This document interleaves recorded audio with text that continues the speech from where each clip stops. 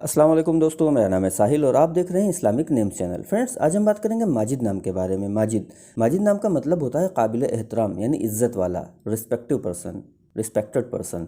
तो फ्रेंड्स, जिनका नाम माजिद होता है उनके लिए हर महीने की 3, 12 और 21 यानी 3, 12 और 21 ये 3 डेट्स लकी और अच्छी होती हैं। अगर बात करें इनके लकी डे यानी लकी दिन की, तो लकी दिन इनके लिए सबसे बेस्ट रहेगा जुमरात यानी थर्सडे। जुमरात का दिन इनके लिए बहुत अच्छा और सूटेबल डे है। अगर बात करते हैं इनके लकी स्टोन की, तो लकी स्टोन में इनको पुखराज यूज़ करना चाहिए। पुखराज यानी येलो सफ़ायर स्टोन, ये इंशाल्लाह इनके लिए बहुत अच्छा और सूटेबल स्टोन है। अगर बात करते हैं इनके लकी नंबर की, तो लकी नंबर है इनका 3 यानी 3 नंबर इनका लकी नंबर है। अगर बात करें इनके लकी कलर्स की, तो लकी कलर में इनको ऑरेंज कलर यानी नारंगी कलर और येलो यानी पीला कलर, ये 2 कलर इनके लिए बहुत अच्छे और सूटेबल कलर हैं।